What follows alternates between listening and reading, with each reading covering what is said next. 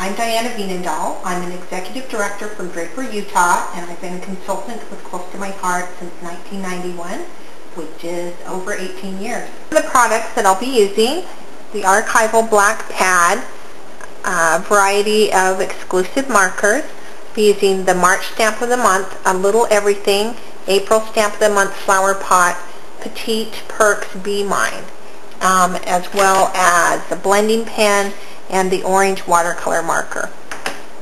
I've stamped the flower pot on a piece of the Caboodle B&T paper. I love using the B&T paper to stamp on. You've got color already there in pattern. It's nice to layer it.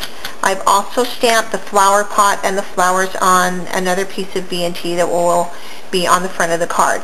To begin with, I'm just going to start coloring in along the edge with the watercolor pencil, and you need to think where there would be some shadow. So under that rim there would be a shadow.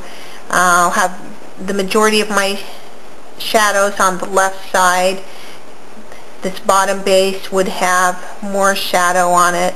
You don't need a whole lot of the watercolor pencil, because once you come in with your blending pen it really intensifies the color. Then you'll just start with the blending pen and pulling that color into the center of the pot. Go along this edge a little bit. If the color's a little dark, I'll wipe off the tip and then come into the lighter portion and work back into the darker part, and it also enables you to do a little bit better job on your blending.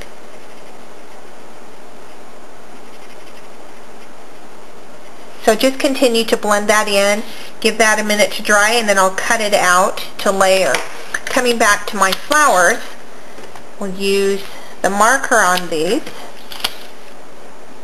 and actually I'll start with this yellow one. Just color in each of those petals with the yellow marker.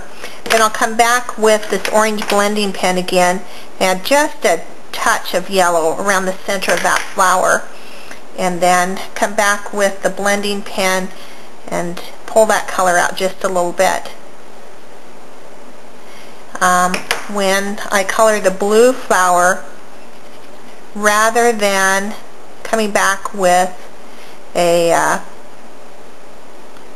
watercolor pencil, I'll let that dry and then just go back over it again with the marker, and can add a little bit more shade doing it that way.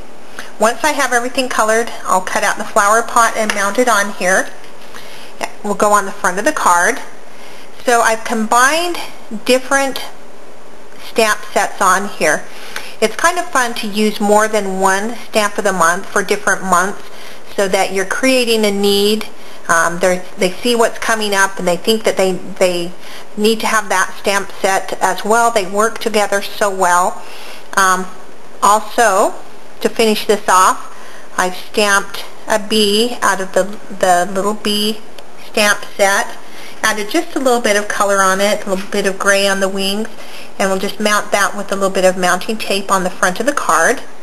I stamped the messages with the archival black pad as well. Just stamped so dark and bold and solid. I really love using that stamp pad. And I've also added a little bit of black paper with the Caboodle papers. It really makes it pop, and I've added some bitty brads in the center of the flowers, and it just makes a cute little card. So here's a great Mother's Day card. I hope you like it.